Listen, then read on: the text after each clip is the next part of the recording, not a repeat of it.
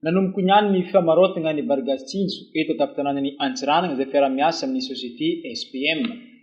27,000 ariary no amarotan'ireo mpaninjara ity varitsinjo ity.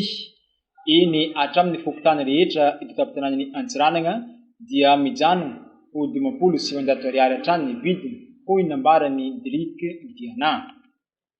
Ny mpaninjara na ny détaillant ihany no afaka mividy ary 4 gony no farafahabeny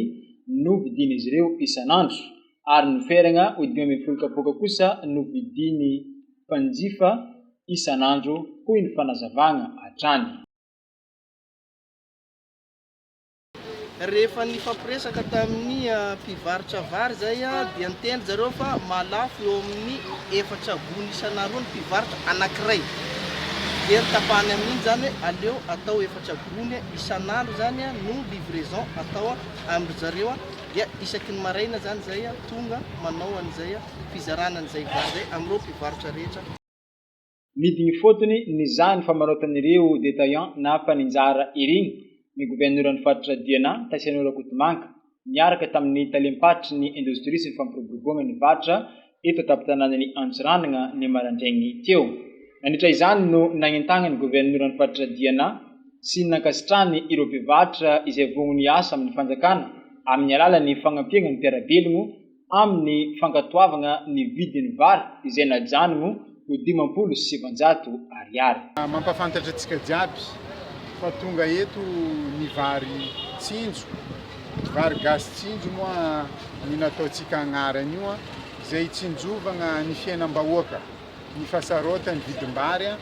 dia natao amin'ny vidiny mirary izy io ary natao ny fomba rehetrarehetra tsy isiany mpanararotro satria tsy vidigna amin'ny gony fa vidigna amin'ny kapoaka ary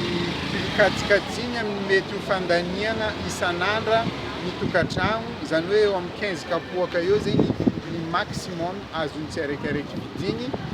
ary koa natao nagnatony fokotany tsiraikaraiky agny mba hialagna amin'ny hoe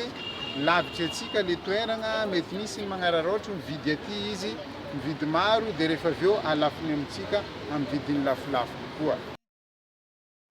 Fanomboagna ihany no natao tamin'ity maraindraigny ity araka ny nambaran'ny tompon'andraikitry ny indostria sy ny fampiroboroboana ny vatra ato amin'ny faritra Diana fa itoy isan'andro ny fitsinjaragna ity vary gasy tsinjo ity eto an-tampon-tanànan'ny Antsiranana ary mangataka fiaraha-miasa amin'ireo mpanjifa ihany koa izy ny ho mety ho fagnararaotana ataon'ny mpivarotra ny amin'ny fampiakarana ny vidin'ny vary izay natao 27,000 ariary. Efa nisy ny fampiresana tamin'ireo mpivarotra ireo fa io vidiny 950 ariary io ihany ny vidiny azo ampiarina, fa raha vao mihoatra an'izay dia manentana antsika mpividy ihany koa raha mahita hoe tsangan-javatra any amin'ny fokotany na hoe amin'ny reto mpivarotra reto hoe